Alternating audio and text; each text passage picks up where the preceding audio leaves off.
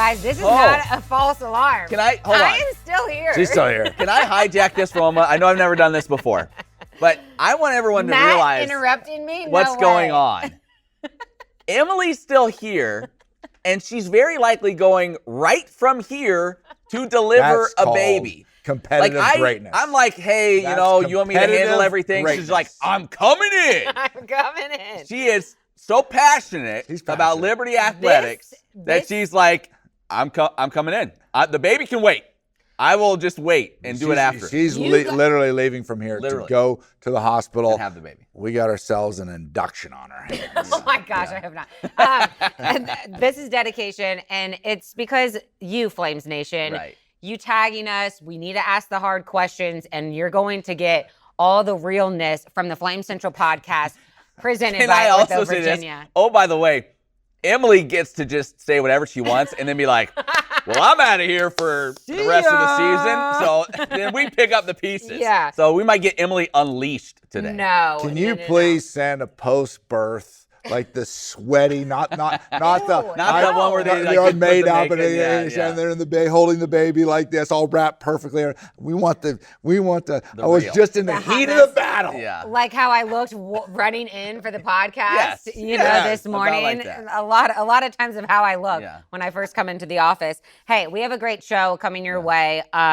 Obviously, it's coming on the heels of a very difficult loss for Flames football, but we will have Liberty Volleyball player Carly O'Brien on the show a little bit later. But like I said, a lot of hard questions that need answers after the Flames lost to Bowling Green. This is the first year Eddie George has been leading this Bowling Green program, so we really don't know much about this team and how good they are. But we're not going to focus on that. We're going to focus on the issues with the Flames and what is going on with this team. So hopefully I can get through this podcast without having this baby so we can get those questions answered. But the first one that I have for you guys is just where are we? What is the state of this season, I guess you could say, and this current team? Look at Joe. He is just. Well, usually Matthew goes first. So. You want me to go first? Well, I want you to go first because you were the ones. You were the one preaching to Matt and I. Last week, and when Matt's sitting here saying the Bowling Green is a must-win game. Yeah. A must-win game, and the Flames lost. And you were Mr. Positive. Yeah, no. Mr. Some called you Professor Positive. Professor Positive. That's fair, right? And I think that there's a few things going on, right? Like you've got a couple losses here. Schedule-wise, you start realizing and Jacksonville State's good, which is good. You don't want to play some cupcake schedule. So Jacksonville State was good. Bowling Green is good. JMU's going to be good. Old Dominion, we just saw what they did to Virginia Tech. So you got a stretch here that you've got to play much better football. And I think when you go back and look at when Coach Chadwell was hired here, and especially in the first season, you have such a great season. And you're rolling up points. And what was one of the things that he was known for is scoring a lot of points, right? So, he brought in a high-powered offense that was very difficult to defend. And if you would have gone to the day that he's hired and then the offense and then 2 years ago going undefeated and said to him, okay, you're going to be in 2025, you're going to be in a game and it's going to be 3-0 right before half. I'm sorry, the opposing team's going to have 3 points right before half. What do you think the score will be? Right, I would say, wow, it's probably 24-3 Flames. Right, this offense is tough to stop.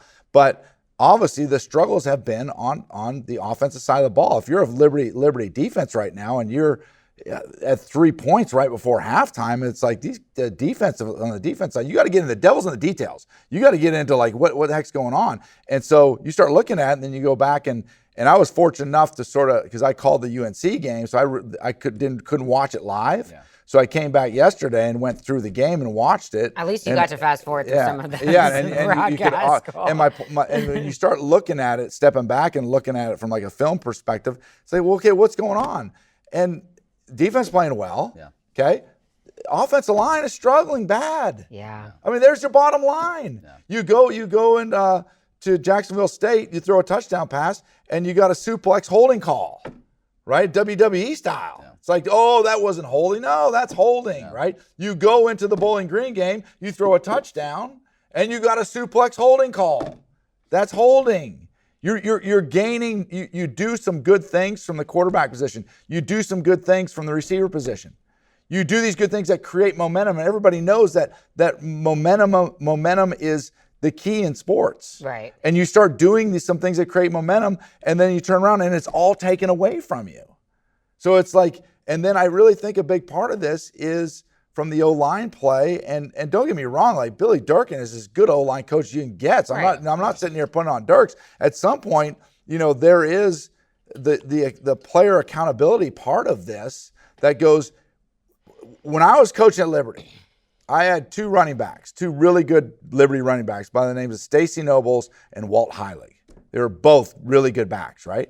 And I would tell those two guys, and when we'd sit in the meeting room and we'd watch film together, I'd say, when I see you pass protect, and I see you get up underneath somebody's chin, square them up, put them on their butt, stop them where that. When I see you make that cut and run, that tells me one thing. You're capable. Once you show me you're capable, it's expected every time. Yeah, that's a good point. And so it's sometimes some guys just aren't capable, right? And it's like, oh, okay, you do your best, what you got, something like that. But this O-line at times have shown they're very capable, right? So just stop.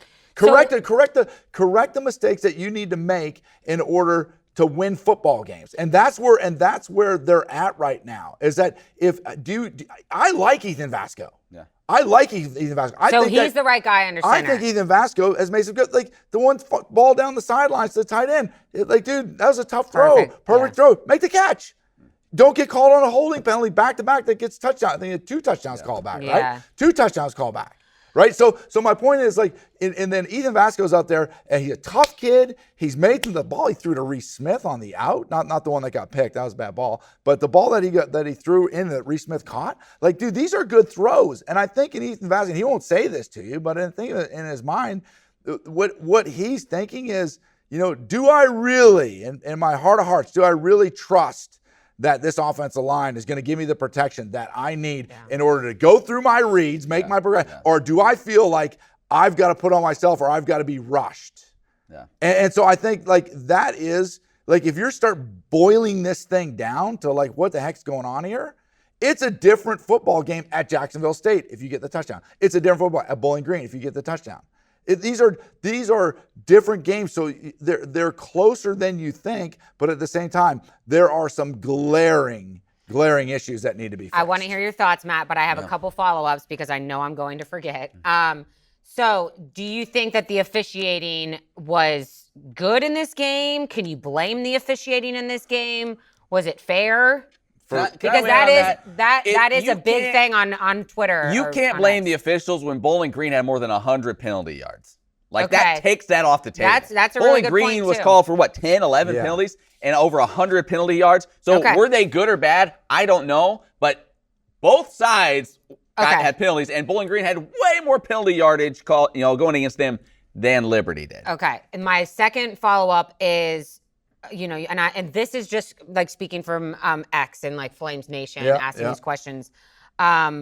The player accountability that you're talking about versus the coaching issues, whatever, where the Flames are right now at 3 games in, is it more on the players and them taking accountability, or is it more on the coaches and a change that needs to be made? Listen, I think we're all in this thing together, right? And that's the one thing that I think when I talk, like, I've had the opportunity to sort of talk to the guy who has a really good pulse on everything is Chad Scott, because he's the strength coach. That strength coach around those guys. He's built trust and relation with those guys. And when I've talked to Chad off the field before, and he's like, man, I feel like this group is still tight. They're like, they're united. They're facing adversity after the Jacksonville State game. Like, like they're sticking together. So it is like, I think all those pieces of puzzle are there from, like, is this a really good coaching staff? Yes, I think it is a really good coaching staff.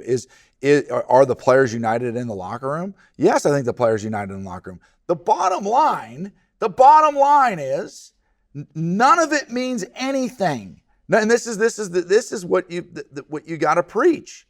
None of it means anything. Unity, coaches' plays, this decision, that. None of it means anything unless you execute. Yeah. You just got to execute. You can't. You have to make the plays that you need to make. You have to do your job and execute. Take care of your business. The rest will take care of itself. There's a good enough football players. It's a good enough football team. But the accountability, and to answer your question, the accountability right now, where you're at, right now, where we're at, is on the defensive side. If you're Kyle Krantz and Skylar McGee, you're looking around going, man, our guys are playing their butts off. Now, you don't want to separate things, but the reality is that that's what happens, right? That those guys are playing their butts off, right? They're playing as hard as they possibly can. And they're on the offensive side, it's like, guys. Just sloppy. It's just penalties, sloppy. It's undisciplined, it's sloppy. Not taking care of the football. And not taking care of the football. I mean, all these things, you just got to execute. Tighten it up. Yeah. That's all it is. And you kind of touched on it. Well, to what you said, like, what did we hear last year? Well, last year the culture was bad.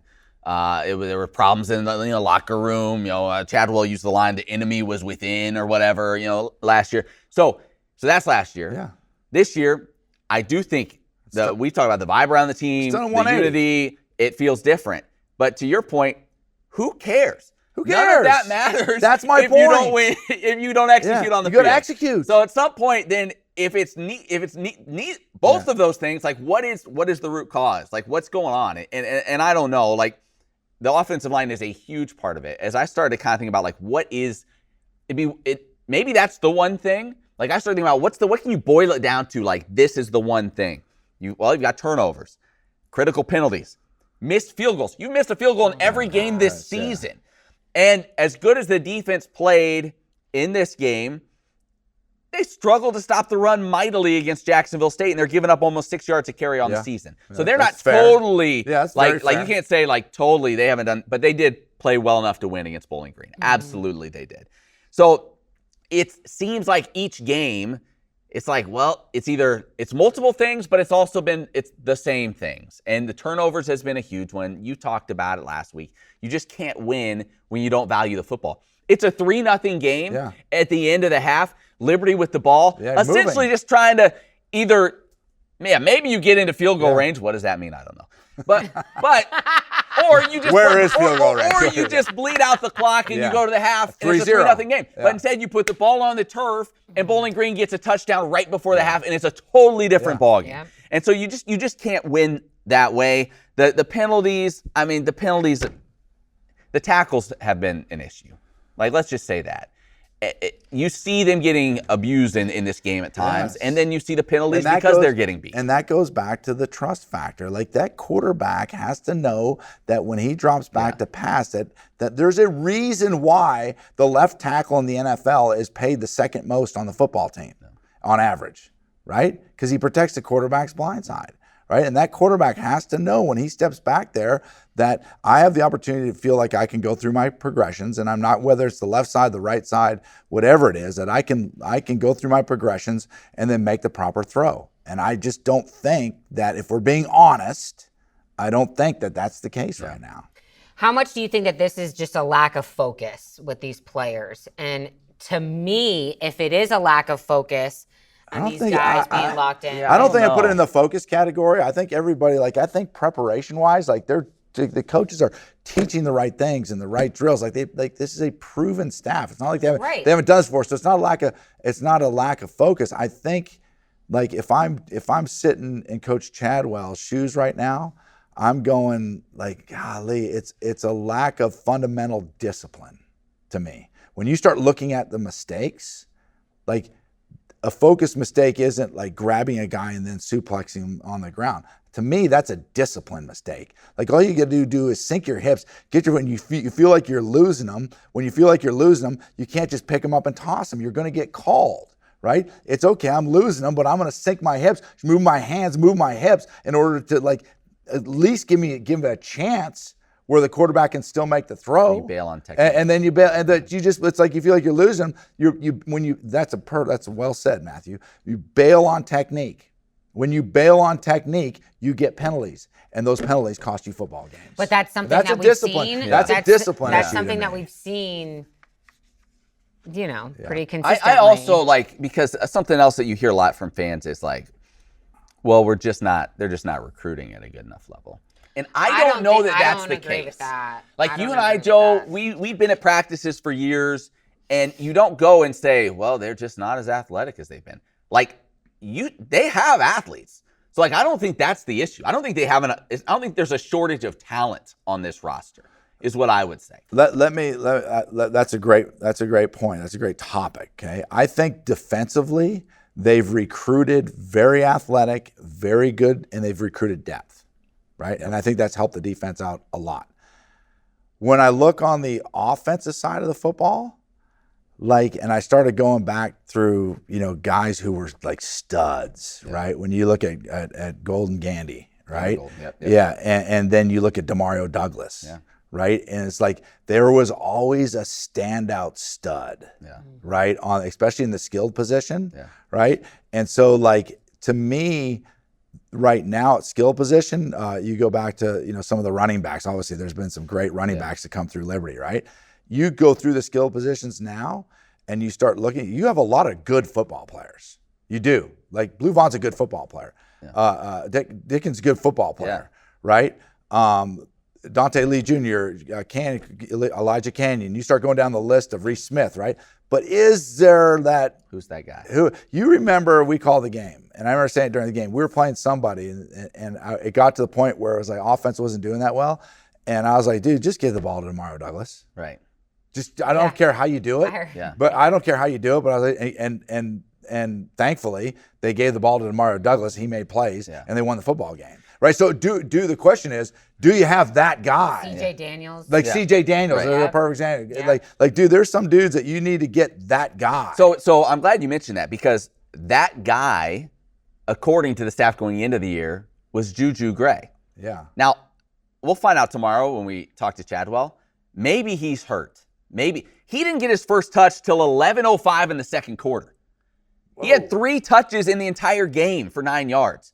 This was the guy that they're like, we've got to force feed. He's our most electric offensive player. We've got to get him touches and sometimes, Joe, it's the whole scheme. You can get caught up in all the scheming stuff, and you just need to say, and we heard this staff actually say this last year. Remember, there was some criticism early in the year when Cooley's sitting on the sideline, and you're like, why is he not getting enough touches? And they said, you know what? That's on us. We need to just give him the ball. Sometimes you just got to get your athletes the ball. And say, you know 100%. What? Let him make a play. And maybe Juju's hurt. We'll find out. But, that's not acceptable. Or maybe Vasco, like you said earlier, doesn't have the time. I mean, he was sacked 4 times. But, that's a guy you've got to be able to get involved and just get the ball in his hands and see what happens. When you're scoring, and I look at this season, in the first quarter, second quarter, third quarter, you're scoring less than 3.3 points per quarter in the first 3 quarters. That's when you're scoring that, forget what, you just got to, who's our playmaker? Yeah. Who can make something happen? We've got to get him the rock. And maybe he's hurt, maybe there's more to the story, but if not, that's concerning. You need to get that kid the ball, and he is one of your most explosive playmakers.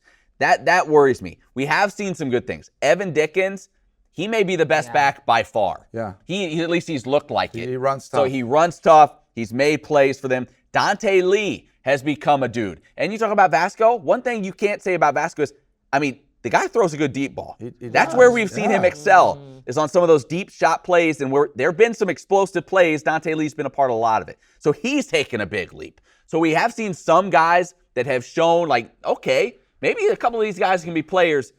It's just you got to be able to do it consistently, and they can't, and they haven't been able to do it. And here's the thing too.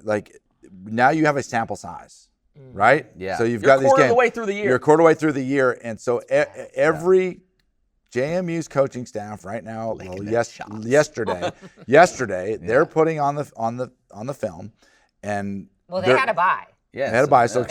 So they're putting on the film then Saturday after the game, and they have a sample size. And when you have a sample size, as a coaching staff, whoever you're going against, your first and foremost goal is where can we expose their weak points. That's what you want to do. Yeah. That's good. When you start devising a game plan, you look around and you say, how can we get our best players on their weak points, right? And so that's where it does become a lot more difficult is that's you're going to see right now that either these guys step up and start playing a lot more fundamentally in discipline and don't bail on their technique, because the best players are coming after those guys. Right. And so it's very, very important that you start realizing, like, some of the dudes who need to step up.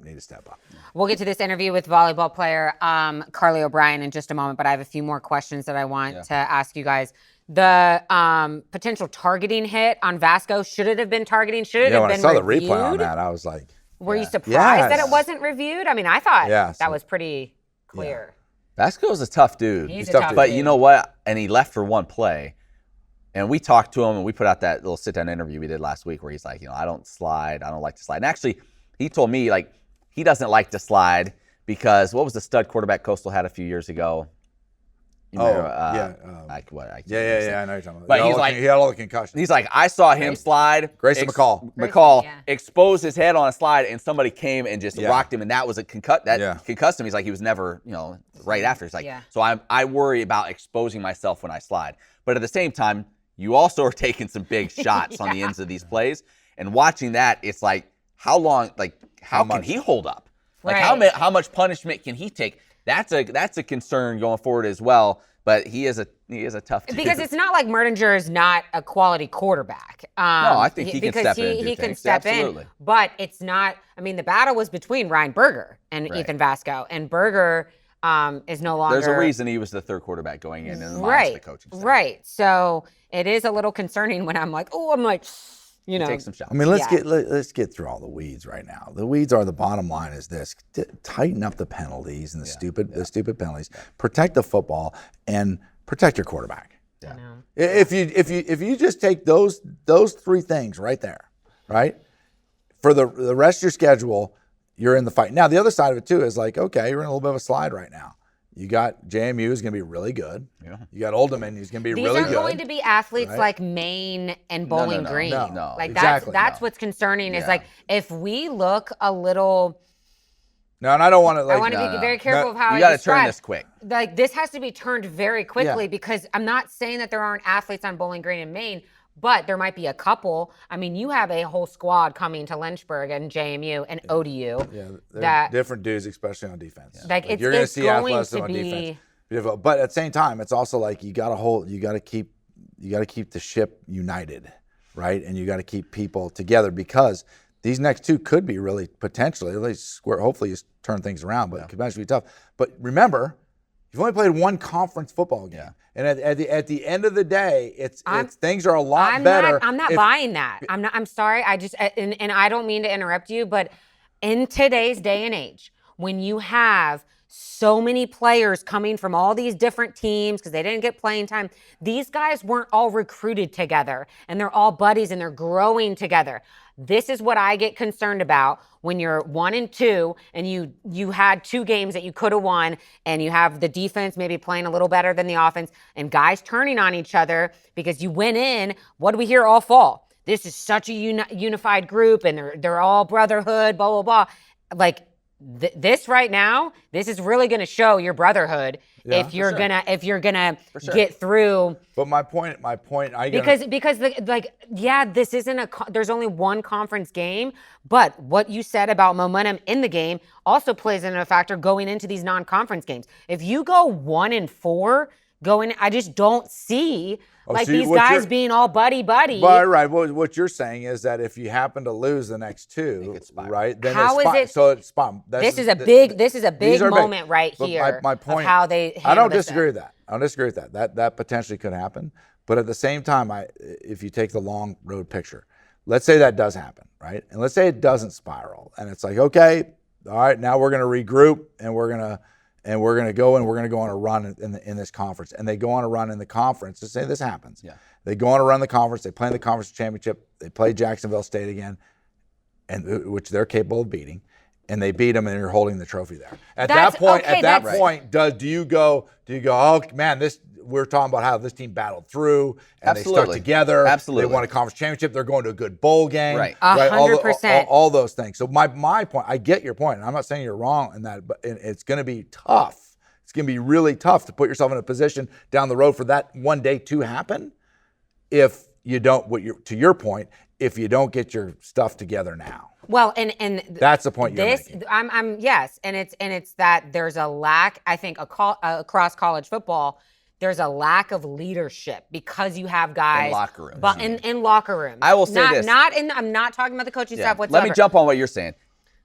I think you're right in that in today's day and age, when things start to go south for a program, it's very easy for players to now be like, where am I going next? Yep. And you've heard Chadwell even reference that about this team, saying this team doesn't care about where they're going next, as opposed to last year was his kind of comparison. Yeah. They're here and now. Yeah. Right. I hope that's the case. But today, when things are difficult, more than I think ever, you see players start to look around a little bit, and that has a big effect. Yeah. So I think it's harder now to turn the ship than maybe it was 10, 20 years ago. And that's not a knock on coaches. Yeah, that's nothing to do with even Liberty. That's just in general. College football. Yes, and coaches, stuff on coaches, they're more paranoid than ever. Sure. Right? Like, oh, geez, well, who's all talking? Somebody's talking to our guys. Who's right? checking out? Who's because checking if you have like some of your top players checking out, so they are more paranoid than ever. But I mean, you got to get it right. That's the rules of the game right now. And I think in back to the offensive line in Liberty's defense, and if you were talking to Coach Chadwell or you talk to any of these coaches, is finding in the transfer portal world and finding high quality. Finding athletic big people is not an easy task. Those guys get gobbled up. Well, I mean, look, you said we were watching Vanderbilt the other night, put a whooping on South Carolina, and 2 of their 5 starting offensive linemen were here at Liberty just a couple of years ago. You know what I mean? So absolutely, it is harder. But it's harder. But you can say that. But you can say the same thing for Jacksonville State. You can say the same thing for Bowling Green. Yeah. Both those teams with first-year head coaches, new programs. Yeah. So it's not just a Liberty everybody's thing. Playing by the same rules. Everybody's in the same boat. So and then do we even discuss the special teams? I don't know. First off, I want to know, and the camera work was so shoddy you couldn't tell. I think everyone on that Liberty sideline thought that field goal was good. Oh, really? Yes. Yeah. Yes. I must have been. I think the camera wasn't wide enough to see where the ball went. I think it went right over the top of the upright. Isn't the rule that's considered good if it goes over the top? I think that's the rule. But if the ball goes over the top of the upright, that it's supposed to be considered good. And then I thought, but also I need to double check because that the ball has to be inside. I'm not sure. I think it may have to be inside. I think it goes over top. It's good. I think that's the rule. Well, it'll be interesting to see who steps up as a leader, player-wise, on this team to bring this group together. We have so much to dive into with JMU. I'm sure bold predictions were shot again this week. We'll see. I might ride this to a win. That's part of the reason I wanted to have a baby last night, is so I didn't have to go into bold predictions again. You know what I don't want? I don't all this stuff about unity and leadership and this and all that stuff. Just stop. I think it's a big deal. I think it's a big deal being on a positive note going into conference. You better have all that, right? Yeah. But you know what? You got to put the ball down and you got to play the game and you got to execute. That's it. And execute your job. That's it. And then everything else will take care of itself. Here's what I'll say too. They've had the opportunity to do that and they haven't. Last thing on that.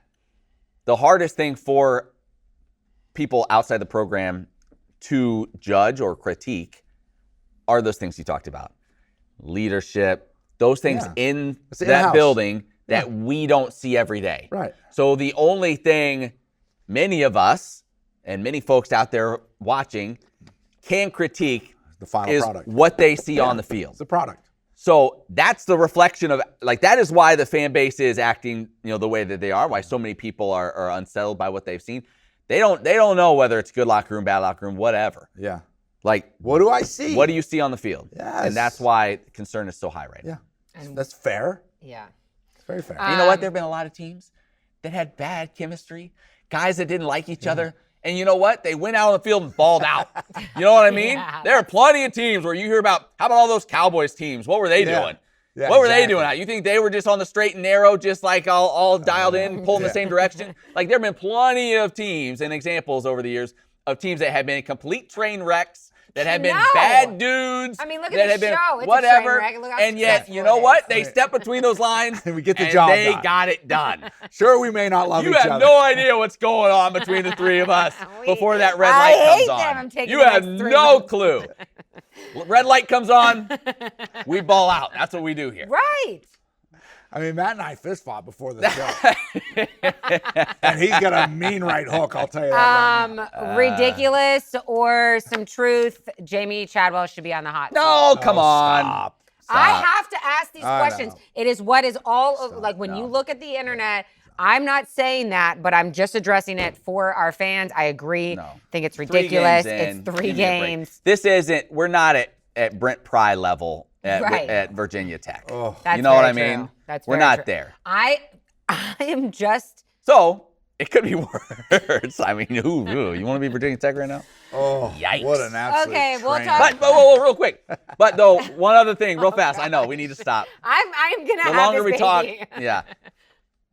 That is the one disappointing part in all this, is because if you're a Liberty fan, you look at what's happening there and you think, boy, what a golden opportunity that Liberty had to be the premier program in this state and region. Virginia's playing well, but- It's right there. They're just at the bottom of the Tech's at the bottom of the barrel right now. What an opportunity to step into that role as the premier program in the state, and they haven't been able to do that. ODU looks good.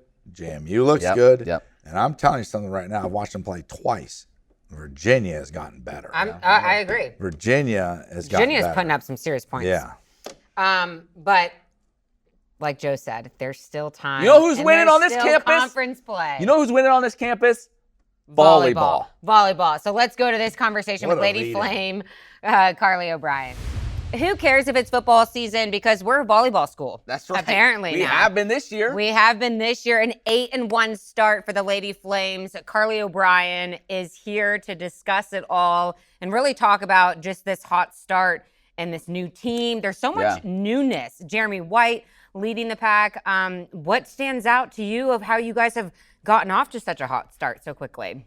Yeah, I think with the new team, the new coaches, everyone decided that we're just going to buy in completely. Like, we're not going to toe dip. We're going to jump straight in and just see what all that Jeremy has to offer for us and see how far we can go this year. That's difficult, though. I mean, even though you look at Jeremy White's resume and how successful he has been, was it difficult to get everyone on board, especially when you have all the new pieces and teammates? Right, yeah. So at first, coming off the season last year, the few returners, we were all obviously kind of hesitant as to okay, last year wasn't really the year we wanted, and we had a new coach last year, so is this year going to be the same, or is this going to be something different?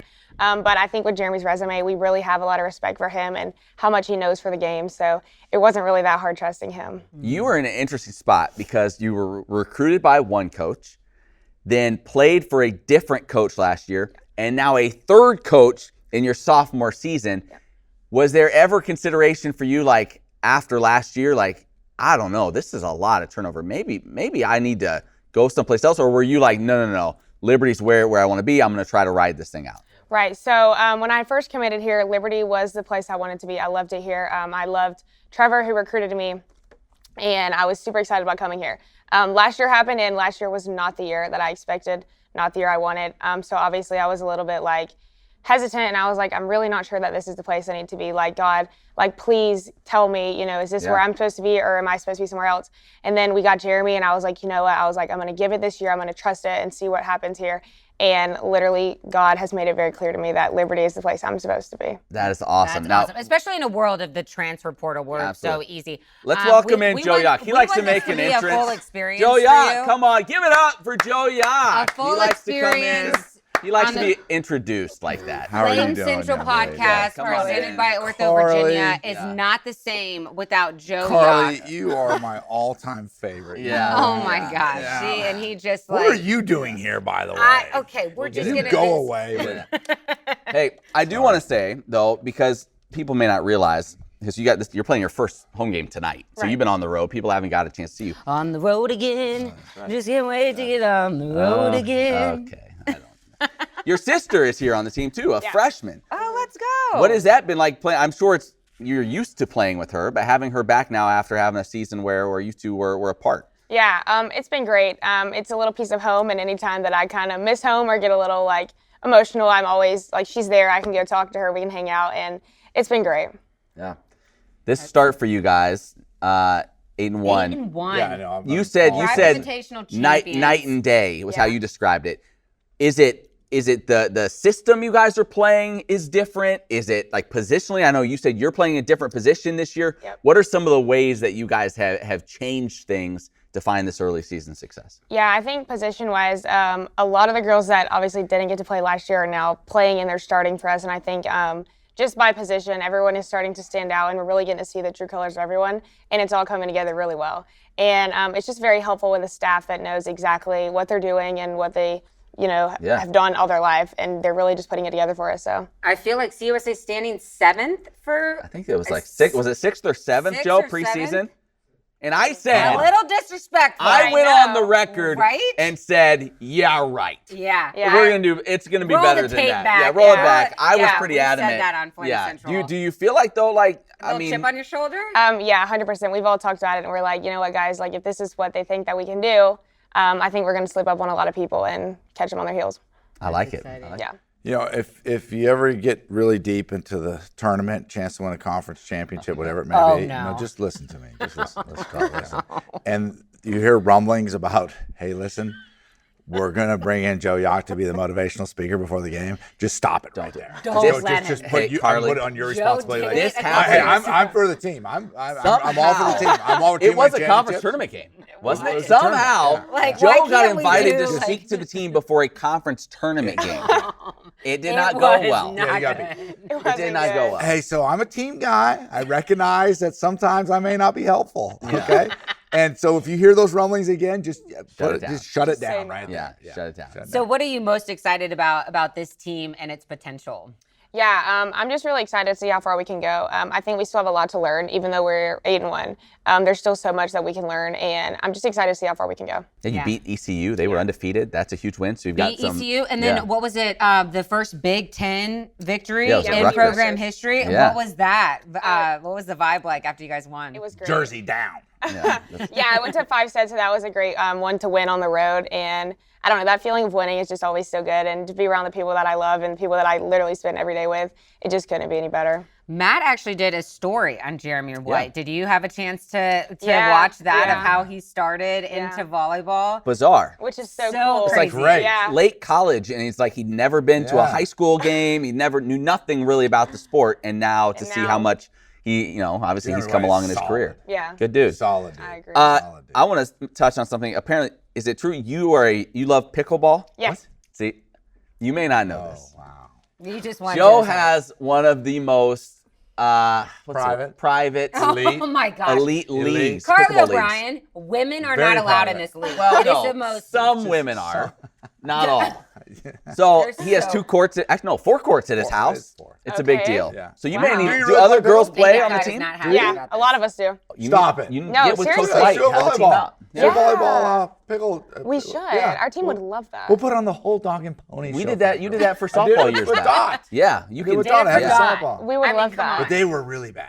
Yeah. Oh no, there's a lot of us that are pretty They had good, fun. actually. They weren't very, but that was when they were just sort of starting to learn. Yeah. Nobody really knew As well about as it, catching right? I bet Yeah. the softball girls, I bet have played more. They're probably pretty good now. But so you guys play a decent amount. Yeah. Really? Yeah. Why don't we get the volleyball against softball? Oh yeah, we girls should. and have like a tournament. Yeah. Tournament of Champions. Yeah. Yeah, we'll do a fundraiser. That could be. You could figure. Yeah, Okay, we'll figure something out. Yeah, we'll do it for a nice. Yeah. Colorado That could be Mortgage, and fun. we'll That do it would like great. you guys. We'll do like the old. You pick a charity, softball picks a charity.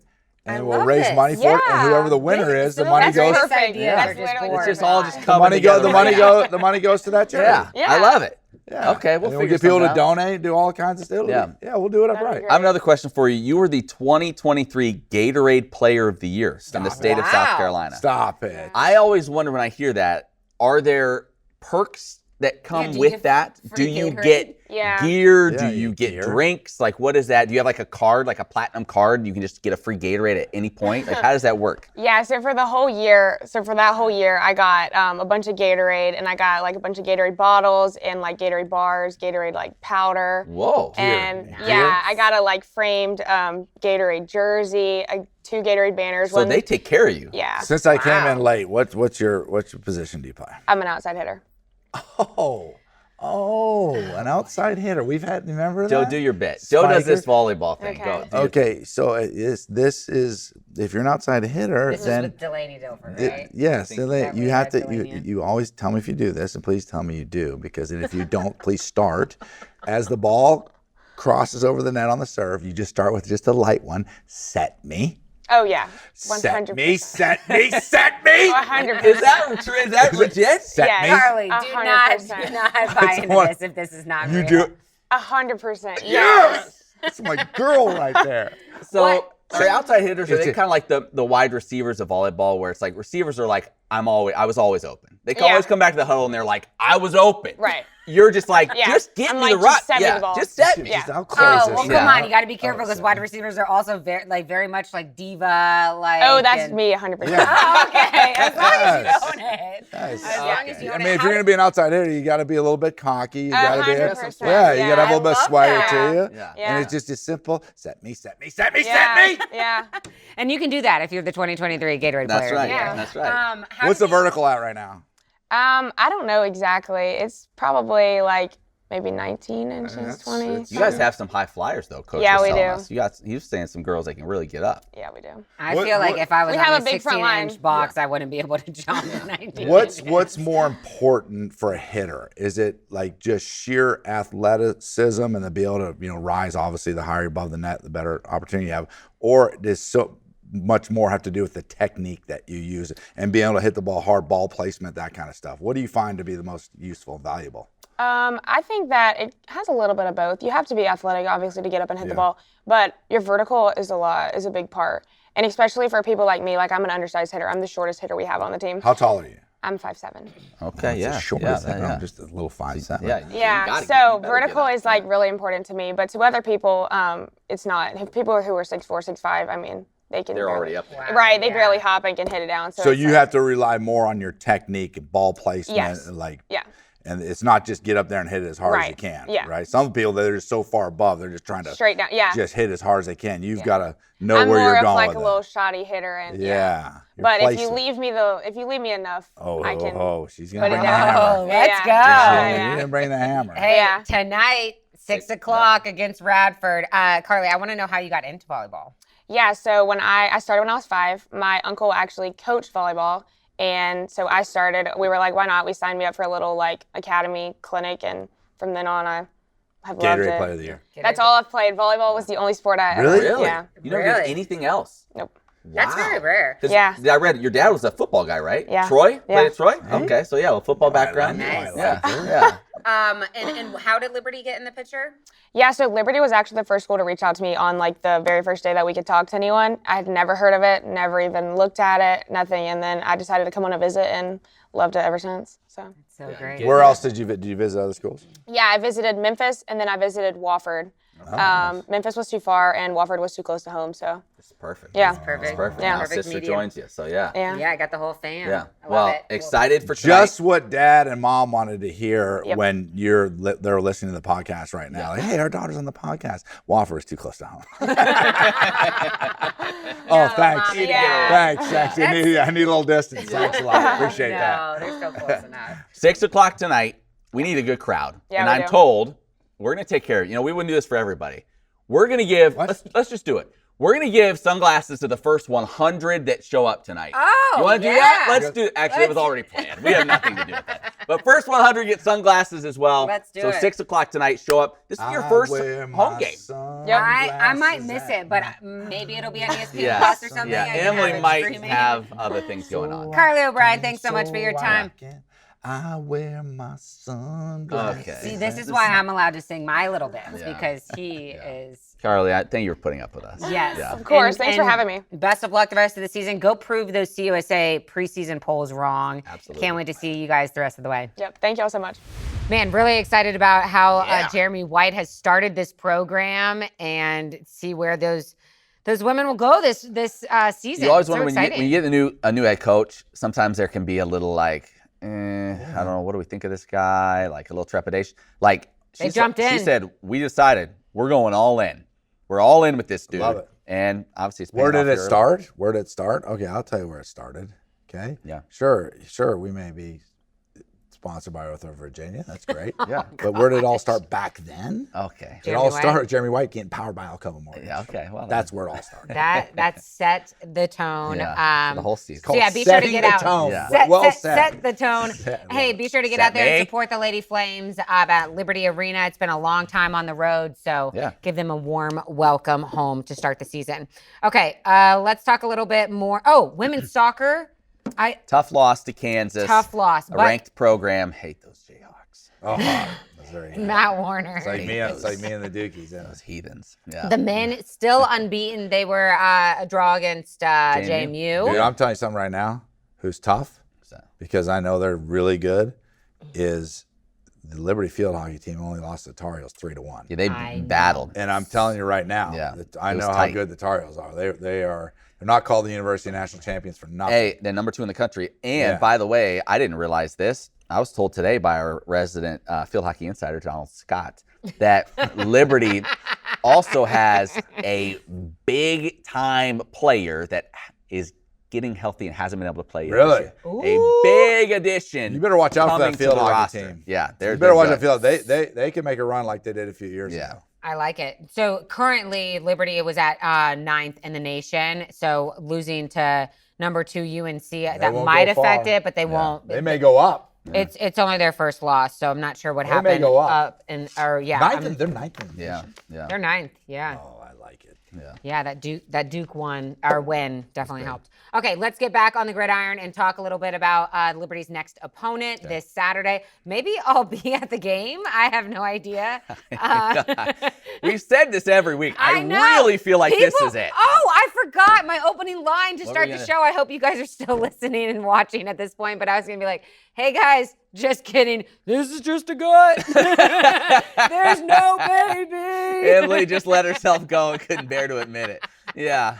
Look at Joe. He's like, oh my gosh, you might be serious. Joe had like 8 different responses. It's a joke, Joe. Here's what happened. Joe's had 8 different responses. He was like, can't say that, can't say that, can't say that. Yeah. This filter worked. Congratulations. We got to find that trophy and just give it to him. You know, it is a funny story. Oh, God. I tell you a funny story. You'll like this, pregnant Emily. Is my wife, Dina, right? Beautiful and lovely. She doesn't watch this. Don't make me laugh too hard. I have no control. And then she has a sister named Jeannie, beautiful and lovely. They're both very attractive young ladies. Back to this was when she was pregnant with Jared. Yeah. Right. Our first Jared's now 28, so it's 29 years ago, whatever it is, right? And so she was driving. It was a nice summer day or fall, whatever it was. And she was really pregnant, right? And so she had the windows down, her and Jeannie, and they pulled up to like a stoplight, and these 2 dudes were like, "Hey," right? And they're like, they're like sort of like, "Hey, girls, what's going on?" Right? And Dina's stomach was down here. She looked over at him, and she pulled her stomach. She said, "Right here," and they're like, "Oh." Yeah. That is an absolute classic. She put the hand under her belly and pulled it in right here. Oh, yeah. That's how we shoot the Flame Central show. I'm like, can we just go from here up, She just fans out her script. Yeah. Oh, man. Okay. So that was my joke I meant to open the show with, but I have pregnant brain. Let's talk some football about Liberty's next opponent, JMU. Yeah. Flames Nation, I know we're coming off a difficult loss, but we need fan support. For real. If there's one thing that could help get a little momentum we talk about, it's a packed house, which it should be, but it's a packed house of folks in red, not in purple. Yeah, which we need to mention that as well. Unfortunately, we're not on the call on this one. We thought we were going to get that one. And then ESPN swooped in as they do, and they took it away. Also moved it up to 3:30. Yep. So 3:30 kick on ESPNU. What can you tell me about this JMU team coming to town? Yeah, 1-1. They beat Weber State. They lost to Louisville 28-14. They actually led 14-6 in the third quarter of that game. So they played Louisville tough. They play 2 quarterbacks. So they played this Barnett kid is their starter, and then Matthew Sluka is the second quarterback. You'll remember him. He was the kid at UNLV last year. They were undefeated, who just said, "I'm out. You aren't paying me what you said you were going to pay me," and left the team. He was also the kid that was here on this campus over the summer that Liberty was recruiting, trying to get here at quarterback. Obviously, they went with Vasco. He went to JMU. Sluka. So he's the second quarterback. Both dual threat guys, but Sluka is definitely more the running quarterback. He kind of throws just enough to keep you honest, but a very good runner. He had been, I believe he was actually Holy Cross with the JMU head coach when he was there. So they had that connection. There you go. But was very accomplished there. So Sluka, both quarterbacks really good. You got to watch them. Now, this JMU team did have a bunch of penalties against Louisville. So maybe we may have two teams that have struggled in that area. Sounds like a nice flow to the game. Yeah. JMU did not run it well in their last ball game. Now, remember, they had a bye, so they've had 2 weeks to prep for this. Under 3 yards a carry against Louisville. Sluka was their leading rusher. JMU has given up 7 sacks in 2 games, but Liberty only has 4 in 3 games. So I don't know. We'll see. Liberty hasn't been great in that regard. Yeah. One thing to keep in mind, especially for this game, JMU's defense is holding opponents to 2.9 yards per rush. So they have been very good. That's Again, been the last 3 opponents. Yeah, you get Weber State and you get Louisville, and so it's like some of this. It's only 2 games, so it's hard to kind of make sense of what it is. How many rushing yards did Louisville have? Yeah, I have that here against Louisville. Numbers that matter. Louisville only had 113 yards rushing, 3.8 a carry. So they did a pretty good job. Yeah, holding them down. Their defense is good. I mean, their defense is good. I'll watch that Louisville game. I'll watch a good hunk of it. Yeah, so it's going to be challenging. Like Emily said, need that home field advantage in this one. Got to have it. I'm so scared to do my bold prediction. I don't know. Look, it's the doctor calling. Do you want to go with fantasy? We've got fantasy, we've got mailbag, we've got bold predictions. Okay, Where do you want to go? Let's go with fantasy first. Are you sure about that? Yeah. I quit after this. Well, there wasn't a lot of points scored. Well, you'd think. Joe, 3 points from Jamari Person, 4.5 from Brylan Green. Dante Lee's carrying you, 15 points. Reese Smith, by the way, concern about Reese's health. I know. He went off the field late in that game. It looked like he was in a lot of pain. So we're going to have to check on that tomorrow. Again, we'll talk with Jamie Chadwell. That could be obviously a big loss. Dante Lee has been the best or most explosive receiver. Reese Smith has been the most consistent possession guy, reliable guy. If he is dinged up, and first off, you just know his injury history. So just because of that, you hope the kid's all right. But then in terms of just on the field, that would be a huge loss as well in terms of that possession reliable receiver that he has become. So we'll keep an eye on that. Christian Bodner didn't get you much. Joe had the fumble from Reese, so that hurt him a little. But Joe had 29.7 points. He's at 100.1 on the year. Okay. I'll just break it down real quick for Emily. She had 3.6 points.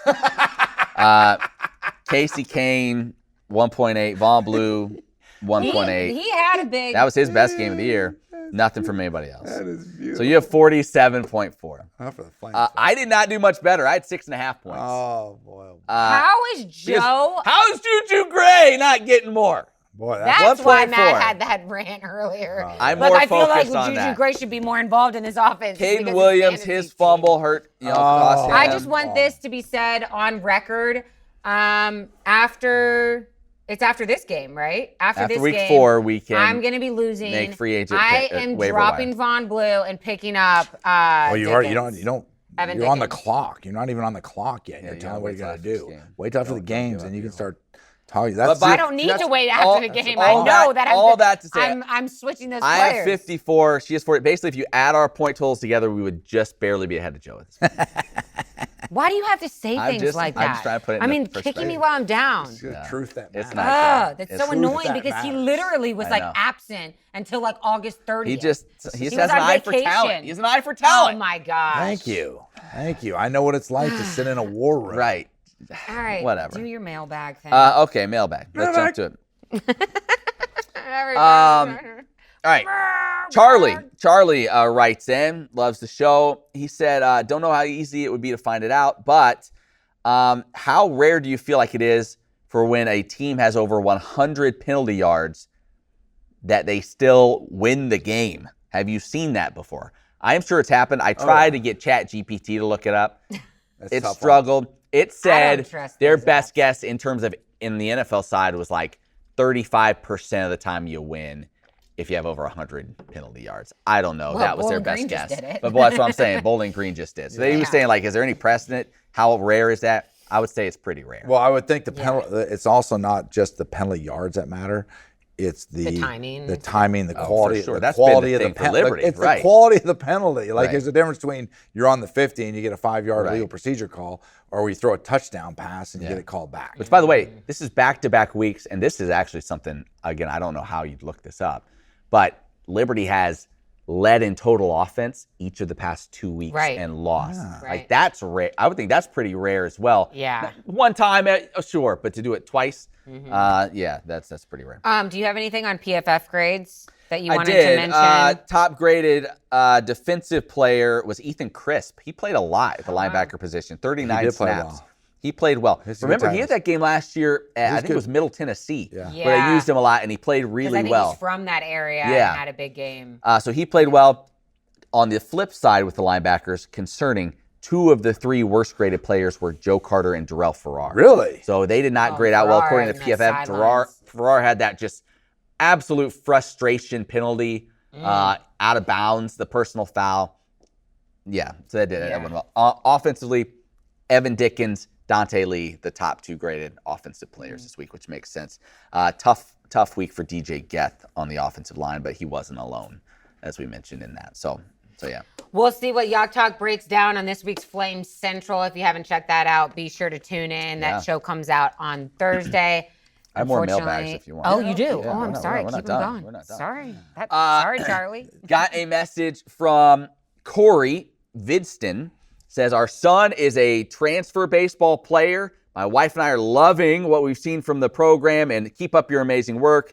We can't wait to see what the show does with baseball coverage. Their son, Kyle, transferred to Liberty from Western Kentucky. He led Conference USA in on-base percentage last year. Let's go. Catcher. He's a catcher. He's going to be a huge addition. Remember, at Liberty struggled offensively last year on the diamond. A huge addition for Liberty. So I'm glad Corey and the family are catching the show. We'll definitely have some good stuff coming your way closer to baseball season, because the pitching lab, you guys need to do a tour of that. A lot of cool stuff. I'm just like putting all this work on Matt. Like, go do a feature on the pitching lab. Yeah, I'll let you know how it goes. Thanks.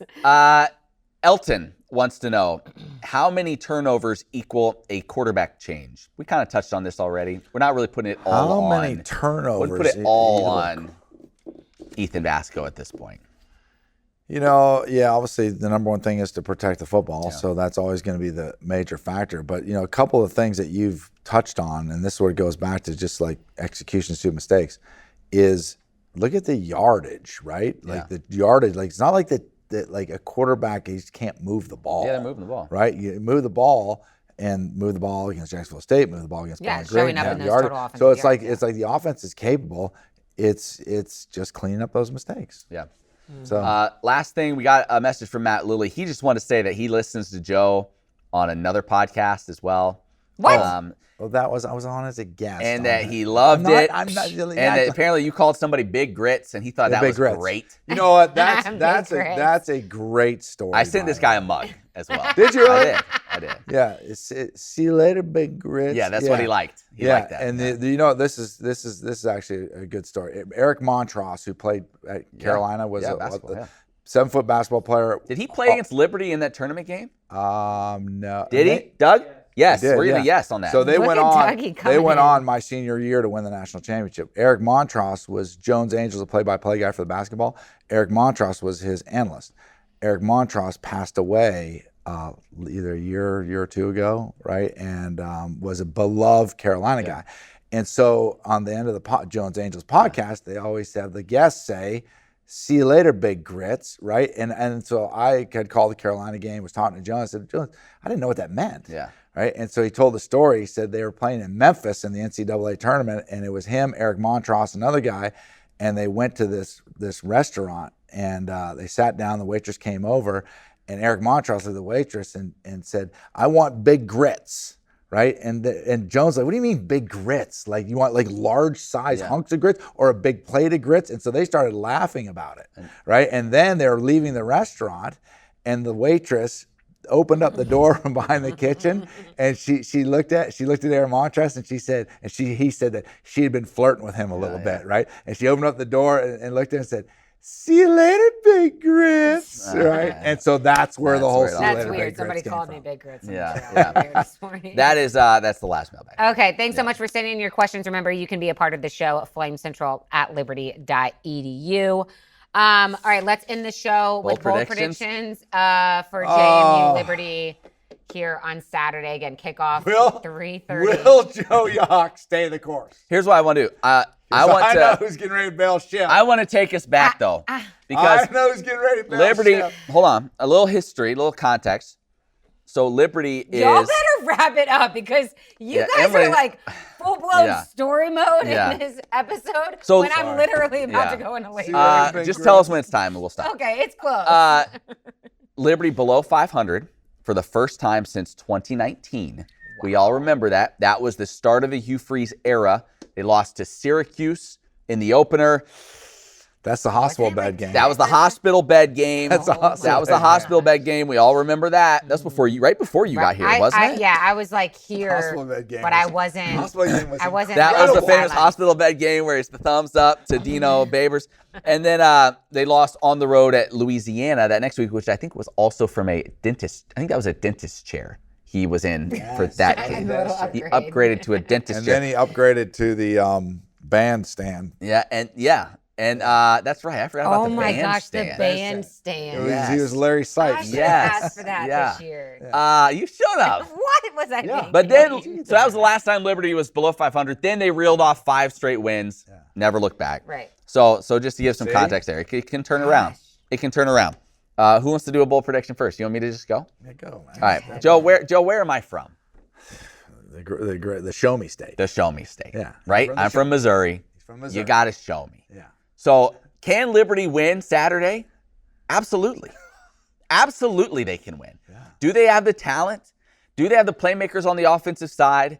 Yes. Can the home field advantage be a huge factor in this ball game? Yes. Absolutely. But you got to show me first. I'm going to take JMU 31-17. Ooh. You got to show me. Okay. Like what? Right? I'm with you. I don't like doing this. I don't like doing this either. And I believe in this coaching staff. I believe in these players. I unfortunately hate this, but a lot of times players will play up to their competition. So I do feel like the Flames and Liberty has done that. The Flames have done that multiple times we've seen throughout the years. Yeah, to the competition. So I worry about like being wrong here because and then I'm going to feel bad, but I'm not going to be here next week. That's your call. So it doesn't matter. We can make fun of you while you're not here. That's true. We usually do. Better. Yeah. I think I'm going to go JMU 35-10. 35-10. Wow, these are. By the way, the you line. have not what have you showed me offensively that you're going to? I mean, they're covering the spread. The line right now is JMU by 9.5. Yeah, you guys are blowing and it was that away. up to I think 11.5. I'm sorry. I hate doing it. I hate doing it, but I want these guys. We'd love to be wrong. I would love to be wrong. I would love to be wrong, but there's been, between the tackling and the not taking care of the football, and if you give these opportunities, what do you got, Joe? Yeah, sorry, I hate it. Thank you for going to stop doing it. Here's what's going to happen, and this is the bottom line. Sometimes you get backed up against a wall, right? It's like you put a raccoon in a corner; he's going to keep fighting. He's going to fight. Raccoons? They're mean. They'll fight. I didn't know what they did to chicken coops. Oh, yeah, they'll tear up. I had no idea. Little guys. I thought that they were just like little cutesies that like to get in trash. This eagle, this flame is trapped in a corner and it's going to come out fighting. I'm taking the Flames 24-21. Ooh, 24-21. 24-21. Find a way, boys. Just dig down deep, execute, do your job, execute the game plan, and then make the plays and find a way. Please. Find a way. Please do. Last Flames. thing for me, Joe. I just hope I'm break wrong. it down quickly, and maybe this is a tease of what you're going to do on Yacht Talk on the TV show later. But there's a few. What are the keys in your mind right now as we sit here for Liberty to be able to do what you just said and pull off this one? Protect the quarterback. Protect the ball. Mm-hmm. Protect the quarterback. Protect the ball, and then when opportunity presents itself to make plays, make the plays. because you're gonna have you have to make the plays to score. When you do score, you can't have them called back. Playmakers. No WWE moves, please. No, yeah. I hope Joe's right. I hope we're wrong. Flames, come on. Yeah. And you know what? If they pull this off, that other stuff starts to fade into the back. It can fade real quick, right? Absolutely. Now, what is it? They say the best deodorant is winning, right? It covers all the stench. That's a great one. I never heard that before. Yeah. Be that raccoon. Raccoons, I think, are one of the few animals that kill for entertainment. Oh. Did you know that? Like they will literally just like rip a chicken's head off for no reason, just for entertainment.